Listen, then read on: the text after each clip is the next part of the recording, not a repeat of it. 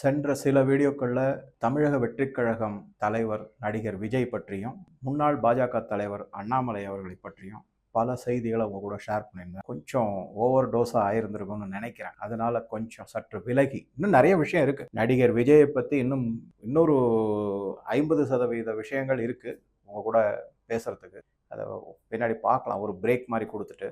அதே மாரி அண்ணாமலை அவர்கள பற்றியும் நெறைய விஷயம் இருக்கு. அதையும் பின்னாடி பார்க்கலாம். இப்ப இந்த வீடியோல தேர்தலுக்கு பிறகு, அதாவது 4ஆம் தேதி தேர்தல் முடிவுகள் வந்தன. 5ஆம் தேதியிலிருந்து நான் ரெக்கார்ட் பண்ண ஆரம்பிச்சேன்னு சொல்லியிருந்தேன். அதன் ஒரு பகுதியாகத்தான் இந்த வீடியோவையும் ரெக்கார்ட் பண்ணியிருக்கேன். இது முழுக்க முழுக்க வெஸ்ட் பெங்கால பத்தி. தேர்தலுக்கு முந்தைய வீடியோக்கள்லயே நான் சொல்லியிருந்தேன், என்னுடைய கான்சன்ட்ரேஷன் கொஞ்சம் இந்த தடவ வெஸ்ட் பெங்கால் மற்றும் அஸ்ஸாம்ல இருக்கு அப்படிங்கிறது. அத கொஞ்சம் பார்க்கலாம். ராகுல் காந்தியினுடைய பெர்ஃபார்மன்ஸ் எப்படி அப்படிங்கிறத இந்த 2 மாநிலங்களையும் நம்ம பார்க்கலாம். அதுக்கு அவருடைய பதிவுகள் எக்ஸ் தளத்துல என்னென்ன இருக்கு அதையும் பார்க்கலாம் மற்றொரு வீடியோல.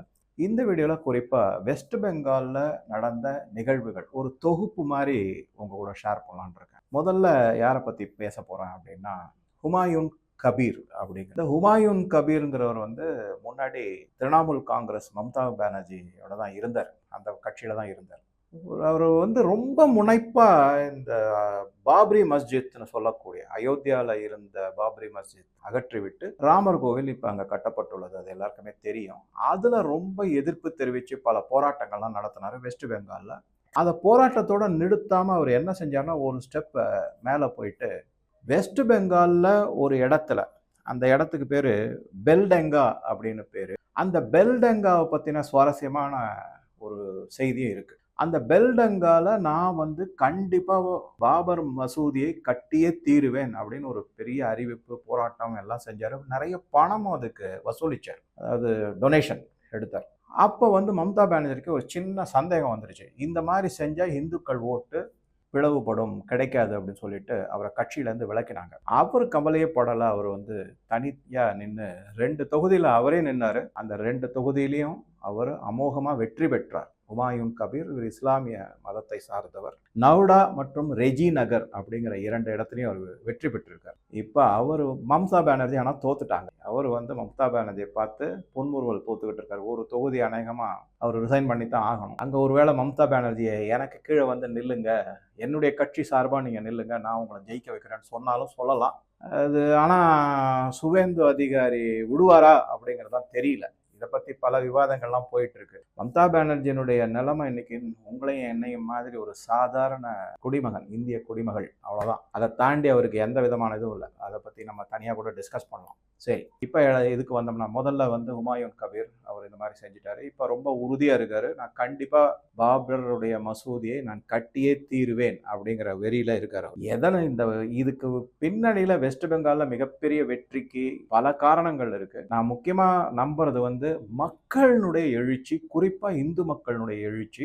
நான் படிச்சு தெரிஞ்சுக்கிட்டது 75லிருந்து 80% இந்து மக்கள் ஓட்டளித்து உள்ளார்கள். அதுதான் உண்மை. அதாவது 80% ஆர் 85% இந்துக்கள் இருந்தாங்கன்னா, அதுல பெரும்பான்மையோர், அதுல ஒரு 90% மக்கள் ஓட்டு அளிச்சிருக்காங்க. வெளியில தைரியம். ஸோ அப்ப அவங்க நல்ல ஒரு இந்துத்துவ உணர்வு வந்திருக்கு. பங்களாதேஷ்ல நடந்த அட்டூழியெல்லாம் பார்த்துட்டு அது பெங்காலுக்குள்ள வரக்கூடாது அப்படிங்கிறதுக்கு. ஏன்னா பெங்கால் கிட்டத்தட்ட மேற்கு வங்காளத்துல சில பகுதிகள், குறிப்பா இந்த சிக்கன் நெக்கு, அதுக்கப்புறம் கீழே சவுத் பெங்கால் இருக்கக்கூடிய 24 சவுத் பெர்கனாஸ், நார்த் பெர்கனாஸ், இந்த மாதிரி இடங்கள், முர்ஷிதாபாத், இந்த மாதிரி இடங்கள் எல்லாமே, அப்புறம் மால்டா, இதெல்லாமே பங்களாதேஷனுடைய இணைக்கப்பட்டு கிரேட்டர் பங்களாதேஷ் உருவாவதற்கான அடித்தளங்கள்லாம் அமைக்கப்பட்டது. இதுல சிஐஏ ரொம்ப முக்கியமா ஈடுபட்டு இருந்தாங்க. மம்தா பானர்ஜி சிஐஏயோட ஏஜென்ட் மாதிரி தான் நடந்துகிட்டாங்க. இது எல்லாமே உண்மை. பல செய்திகள் வந்திருக்கு. நம்மளும் அதை பத்தி பேசியிருக்கோம். மிக மிக தெளிவான ஒரு உண்மை என்னன்னா, சிஐஏயோடைய ஏஜென்ட் மாதிரி தான் மம்தா பானர்ஜி வெஸ்ட் பெங்கால்ல நடந்துகிட்டாங்க. பங்களாதேஷ்ல சிஐஏனுடைய ஆதிக்கம் கொஞ்சம் கொஞ்சமா அதிகரிச்சு வரும்போது இவங்க இந்த கிரேட்டர் பங்களாதேஷுக்கு மிக உதவியாக இருந்தாங்கிறதா முக்கியமான செய்தி. சரி, இது ஒரு பக்கம். இதுக்கு அடுத்ததா இதெல்லாம் மக்கள் கிட்ட மிகப்பெரிய அளவுல ஒரு எழுச்சியை கொண்டு வந்தது. ஆக மம்தா பானர்ஜியினுடைய நிலைப்பாடு இந்தியாவிற்கு எதிரானதுங்கிறது தெளிவான உண்மை.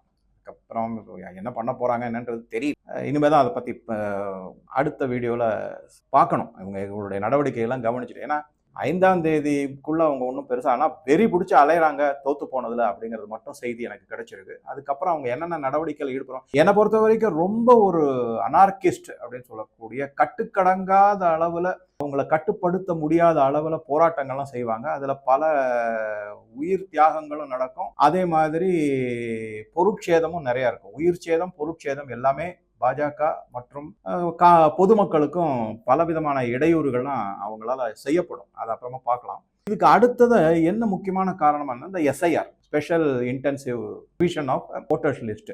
அதுல வந்து குறிப்பா என்ன சொல்றாங்கன்னா, கிட்டத்தட்ட மம்தா பானர்ஜி போட்டியிட்ட பவானிபூர் அந்த இடத்துல வந்து கிட்டத்தட்ட 50,000 ஓட்டர்கள் வந்து நீக்கப்பட்டார்கள். அதாவது எல்லாமே வந்து இல்லீகல் அப்படின்னு சொல்லிட்டு அவங்க எடுத்துட்டாங்க. முறைகேடான வாக்காளர்கள்னு சொல்லி எடுக்கப்பட்டது. போன தரம் என்ன பண்ணியிருந்தாங்கன்னா 70,000 ஓட்டு வித்தியாசத்துல அவங்க ஜெயிச்சிருந்தாங்க. அதாவது 2021. இந்த தரம் தோத்து போயிட்டாங்க. இது கிளியரா வந்து இந்த எஸ்ஐஆர் எடுத்ததுனால அப்படிங்கிறது தெள்ள. இதே மாதிரிதான் இப்ப முன்னாள் முதல்வர், தமிழக முதல்வர் திரு ஸ்டாலின் அவர்களுடைய தொகுதி கொளத்தூர்லயுமே என்ன பண்ணியிருக்காங்கன்னா, கிட்டத்தட்ட 1,00,000 வாக்காளர்கள் எடுக்கப்பட்டார்கள். அவரும் அபரிமிதமா ஓட்டு வாங்கி ஜெயிச்சிருக்காரு. 70,000 ஓட்டு வரைக்கும் வாங்கி ஜெயிச்சிருக்காரு அவரும் வித்தியாசத்துல. இப்ப வந்து அவர் தோத்து போயிட்டாரு. ஸோ ஆக மொத்தம் எஸ்ஐஆர் வந்து ஒரு முக்கியமான விளையாட்டு விளையாடி இருக்குங்கிறது நமக்கு அது ஒரு இம்பார்ட்டன்ட் ரோல் அப்படிங்கறத நம்ம மறுக்க முடியாது. ஸோ இது ஒண்ணு. மம்தா பானர்ஜியுடைய தோல்வியை பார்த்தோம், ஹுமாயூன் கபூரை பார்த்தோம். அதுக்கப்புறமா என்னன்னா இந்த பெல்டங்கா அப்படின்னு நான் சொன்னது வந்து முக்கியமான விஷயம் என்ன அப்படின்னா, அந்த இடத்துல வந்து நல்ல கவனிங்க, பெரும்பான்மையோர் கிட்டத்தட்ட ஒரு 60% மக்கள் வந்து சிறுபான்மை இனத்தை சேர்ந்தவங்க, அதாவது இஸ்லாமியர்கள். அந்த இடத்துல ஒரு இந்து பாஜக வேட்பாளர் தேர்வாயிருக்காங்க.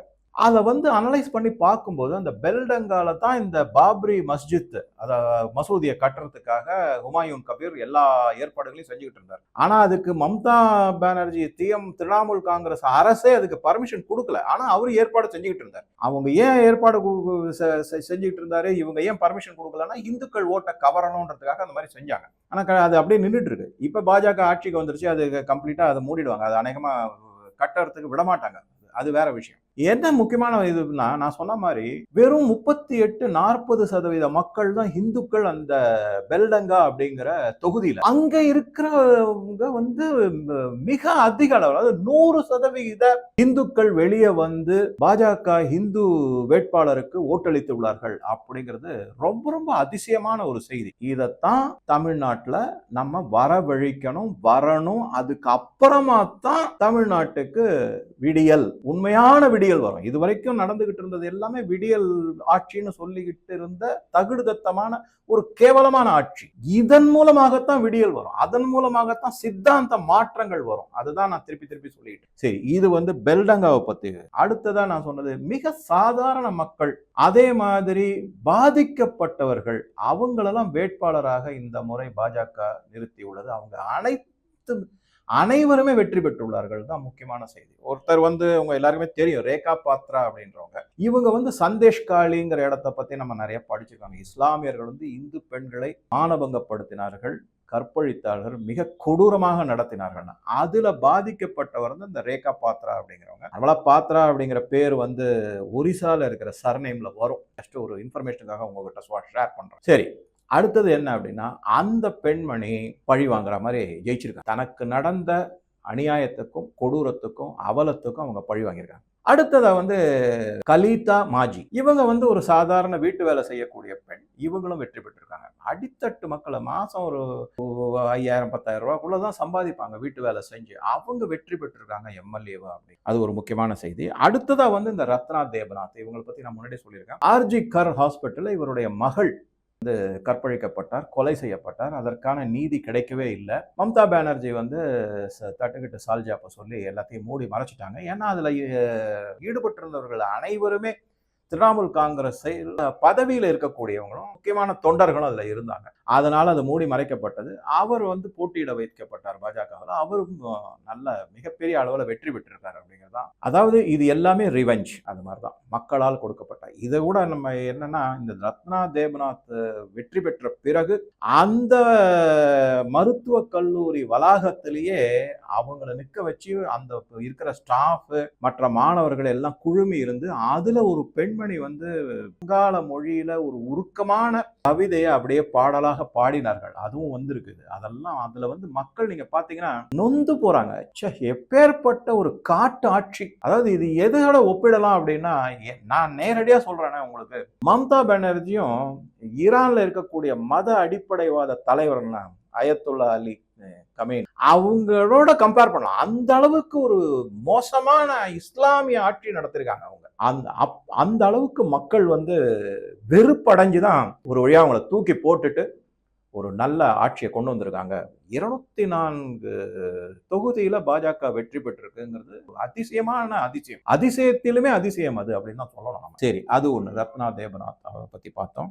அதுக்கப்புறம் இன்னொன்னு என்ன அப்படின்னா, மிக முக்கியமான ஒரு நிகழ்வு என்னன்னா, அசன்சால் அப்படிங்கிற ஒரு இடத்துல பஸ்டின் பஜார் அப்படிங்கிறது, அந்த இடத்துல ஒரு காளி கோவில் 365 நாள்ல இந்த நவராத்திரி ஃபெஸ்டிவல், அதாவது துர்கா பூஜோ அப்படின்னு சொல்லுவாங்க. நம்ம பூஜா அப்படின்னு அவங்க பூஜோ அப்படின்னு. அந்த துர்கா பூஜையினுடைய 10 நாள் மட்டும்தான் அந்த கோவில் திறக்கப்பட்டது. மற்ற 355 நாட்களும் அந்த கோவில் மூடி வைக்கப்பட்டது. பாஜக வெற்றி பெற்ற உடனே முதல் நாளே அந்த கோவில்ல திறக்கப்பட்டு 365 நாளும் இனிமே அங்க பூஜை புனஸ்காரங்கள் எல்லாமே நடக்கும். இது ஒரு மிகப்பெரிய நிகழ்வாக ஹிந்துக்கள் கொண்டாடுறாங்க. அப்படி அதுக்கப்புறம் நீங்க பார்க்கலாம், இந்துக்கள்லாம் எப்படி மாதிரி கொண்டாடுறாங்க அப்படின்னா, காவலர்கள் வந்து கொண்டாடுறாங்க. காவல்துறையில இருக்கிற காவல் அதிகாரிகள்லாம் ரோடுல இறங்கி டான்ஸ் ஆடுறாங்க. அப்படியே அதே மாதிரி பெரிய பெரிய ட்ரம் எல்லாம் வச்சு லேடிஸ் வந்து சத்தம் போட்டு மகிழ்ச்சி கொண்டாட்டத்துல இருக்காங்க அப்படிங்கறதெல்லாம் பார்த்தோம். இதே மாதிரி அரசு அலுவலகத்துல 16 மாடி கட்டடம், ஒவ்வொரு ஃப்ளோர்லயும் அந்த வராண்டா பால்கனி மாதிரி இருக்கிற இடத்துல அவங்க எல்லாருமே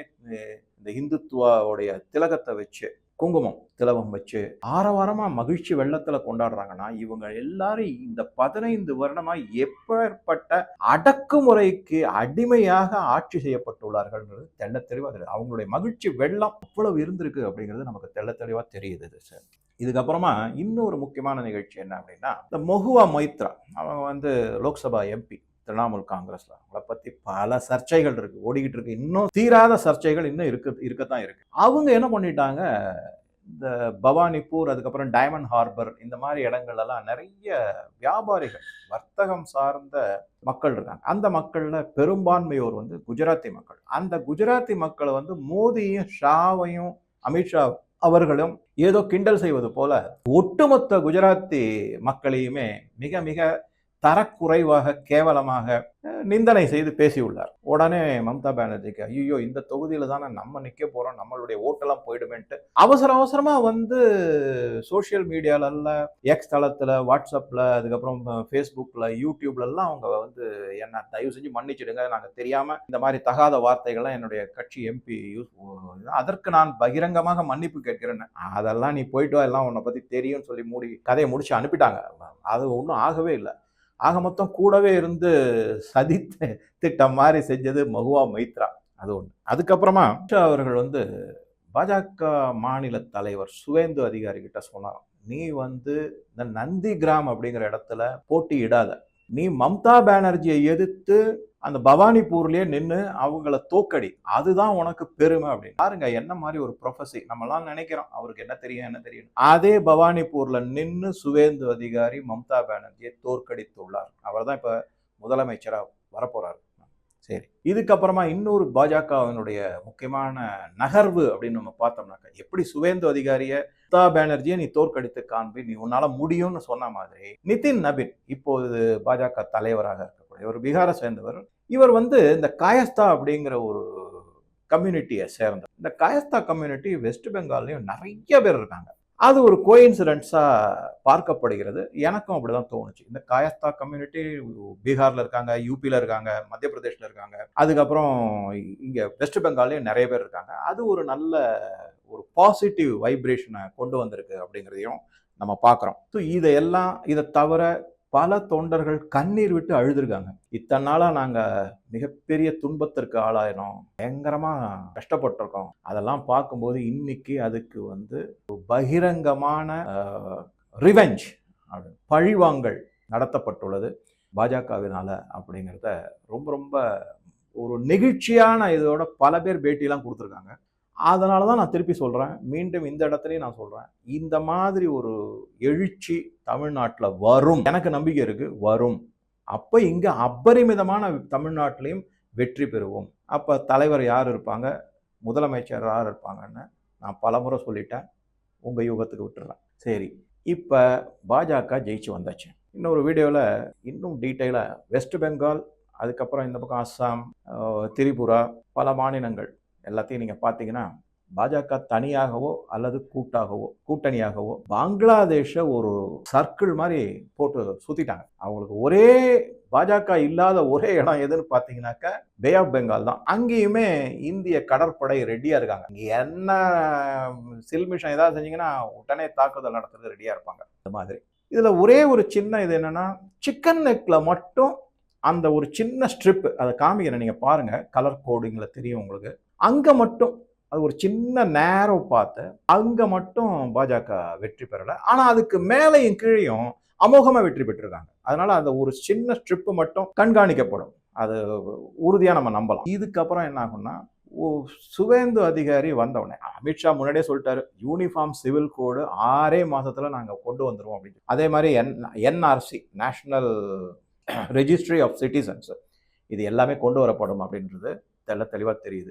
இனிமே தான் மிக மிக முக்கியமான ஆட்டம் மேற்கு வங்காளத்தில் தொடங்க போகிறாங்க பாஜக. ஏற்கனவே பலவிதமான நடவடிக்கைகள் ஆரம்பிச்சாச்சு. இது ஒன்றும் தொய்வே கிடையாது.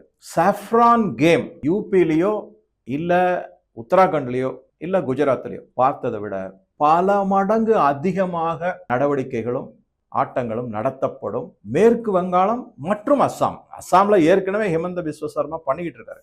இப்ப சுவேந்து அதிகாரி. வெஸ்ட் பெங்கால் ஒரு சாஃப்ரான் மாடல் மாதிரி இந்தியாவுக்கு அமையும் அப்படிங்கிறது பல வல்லுநர்களுடைய கருத்து. எனக்கும் அப்படின்னு தோணுது. ஏன்னா அமோகமான வெற்றி, 204 சீட் அப்படிங்கிறது சாதாரணமா இல்லை. இதுக்கு பின்னாடி இன்னொரு மிக முக்கியமான செய்தி என்ன அப்படின்னா, இந்த 204 சீட்டுல இருந்து நீங்க யோசிச்சு பாருங்க, ராஜ்யசபால பாஜகவுக்கு எண்ணிக்கை கூடும். அது ஒரு மிக மிக முக்கியமான செய்தி. அது அதன் மூலமாக என்ன ஆகும்னா, ராஜ்யசபால 2/3 மெஜாரிட்டி ரொம்ப விரைவாக வந்துவிடும். ஏன்னா இங்க தமிழ்நாட்டில் போயிடும், அசாம்ல போயிடும், அதுக்கப்புறம் வெஸ்ட் பெங்கால்லையும் போயிடும். ஸோ அதுவும் ஒரு மிக மிக முக்கியமான செய்தி. ராஜ்யசபா எம்பிக்களுடைய எண்ணிக்கை பாஜகவுக்கு கண்டிப்பாக கூடும் அப்படிங்கிறது முக்கியமான செய்தி. இதன் மூலமாக வெஸ்ட் பெங்கால்ல மம்தா பானர்ஜியை வைத்து தான் பாஜக மார்க்சிஸ்ட், கம்யூனிஸ்ட், அந்த லெப்டிஸ்ட் அதை ஒரு வழியாக ஒழிச்சாங்க. சைனாவினுடைய கைக்கூலிகள் ஒரு வழியாக முழுமுற்றாக அழிக்கப்பட்டார். ஆனா மம்தா பானர்ஜி அதை விட மோசமான மத அடிப்படைவாத இஸ்லாமிய ஆட்சியை கொண்டு வந்தாங்க. அந்த மாதிரி ஆட்சி செஞ்சாங்க. இப்ப அதுவும் இரண்டுமே ஒழிக்கப்பட்டது. 2 மிகப்பெரிய கேடுகள் வெஸ்ட் பெங்காலுக்கு மட்டுமல்ல, இந்தியாவிற்கே கேடு விளைவிக்கக்கூடியது முடித்து வைக்கப்பட்டது வெஸ்ட் பெங்கால் மூலமாக அப்படின்னு. இதுல என்ன முக்கியமா பார்க்கணும்னா, 50 வருஷத்துக்கு அப்புறமா இப்பதான் இந்தியால எந்த மாநிலத்திலுமே இடதுசாரிகள் ஆட்சியில இல்லை. அவங்க ஒரே ஒரு இடத்துல இப்ப நக்சல் வேற ஒழிஞ்சு போச்சு, அதையும் முடிச்சு வச்சாச்சு. ஸோ ஆக மொத்தம் அர்பன் நக்சல்ஸ் முடிஞ்சிருச்சு. ஆட்சியில் இருக்கக்கூடிய கடைசி மாநிலமான கேரளாவும் முடிஞ்சு போச்சு. இப்ப அடுத்தது அவங்க ஆட்சி செய்யக்கூடிய ஒரே இடம் ஜவஹர்லால் நேரு கேம்பஸ் மட்டும்தான். அங்கேயும் முடித்து வைக்கப்படும் விரைவில் அப்படிங்கிறது தான். அடுத்த வருஷம் அநேகமா அது நடந்துடும். அடுத்த அகாடமிக் இயர்ல அது நடந்துரும்னு நினைக்கிறேன். சரி, இதுக்கு நடுவில் தேர்தல் முடிவுகள்லாம் எந்தெந்த மாதிரி வரப்போகுது அப்படிங்கிறத தெரிந்து கொண்டு என்ன பண்ணிட்டாங்கன்னா, வெஸ்ட் பெங்காலில் சீஃப் செக்ரட்டரி 10 நாட்கள் முன்னாடியே ஃபைல்லாம் எந்தெந்த முக்கியமான ஃபைலு அது எல்லாத்தையும் ஒரு லாக்கர் மாதிரி போட்டு சேஃபாக மூடி வச்சுட்டாங்க. ஏன்னா இவங்க என்ன பண்ணுவாங்கன்னா, தீ விபத்துன்னு சொல்லி எரிச்சு விட்ருவாங்க. தமிழ்நாட்டிலையும் அதே மாதிரி தான் சில இடத்துலலாம் நடந்திருக்கு. எனக்கு தெரிஞ்சு ஔவை நடராசன் வளாகத்தில் சில முக்கியமான ஃபைல்கள் தீ விபத்தில் எரிந்து போனதுன்னு ஒரு முன்னாடி படிச்ச ஒரு செய்தி ஞாபகம் இருக்கு. ஐ திங்க் அந்த எக்மோர் பக்கத்துல இருக்குன்னு நினைக்கிறேன், அந்த ஔவை நடராசன் வளாகம். அங்க இந்த மாதிரி ஒரு தீ விபத்துல அதே மாதிரி இங்கேயும் நடக்கக்கூடும் அப்படிங்கிற ஒரு எதிர்பார்ப்புல எல்லாத்தையும் சேஃபா எடுத்து வச்சிருக்காங்க. இனிமே அது நடக்காது. அது சீஃப் செக்ரட்டரி அவருடைய கஸ்டடியில வந்தாச்சு எல்லாமே. இதை விட முக்கியமான ஒரு செய்தி என்னன்னா, அஜய் பால் சர்மா இவர் ஒரு ஐபிஎஸ் ஆபீசர், முன்னாடியே சொல்லியிருக்காங்க. அவர் உத்தரப்பிரதேசத்திலிருந்து வெஸ்ட் பெங்காலுக்கு டெபுடேஷன்ல போயிருக்காங்க. 5ஆம் தேதி அன்றைக்கு அவருக்கு ஒரு ஆர்டர் கொடுத்துருக்காங்க. என்ன அப்படின்னா, அடுத்த 6ஆம் தேதி வரைக்கும், அதாவது 5 வருடத்துக்கு பிறகு 2026 மே 6ஆம் தேதி 2031 வரைக்கும் அவருக்கு டெபுடேஷன்ல வெஸ்ட் பெங்காலே இருப்பதற்கான ஆர்டர் அவருக்கு கொடுக்கப்பட்டுள்ளது. அது முக்கியமான செய்தி. இந்த ஐபிஎஸ் ஆபீசர் இவருடைய திறமை என்னன்னா, இவர் என்கவுண்டர் ஸ்பெஷலிஸ்டாம். இதை பல செய்திகள்லாம் வந்திருக்கு அவரை பத்தி. நிறைய உத்தரப்பிரதேசத்துல லா அண்ட் ஆர்டருக்கு மிக மிக முக்கியமான ஒரு நபராக இந்த அஜய் பால் சர்மா ஐபிஎஸ் அவர்கள் கருதப்படுகிறார். இப்ப அவர் வந்து நீங்க அவருடைய போஸ்டரே, அந்த போஸ்டோ நீங்க பாத்தீங்கன்னா அவர் ஒரு கன் அப்படி வச்சு நிக்கிற, அதை பார்த்தாலே வந்து ஒரு மாதிரி நடுக்கமா தான் இருக்கும்.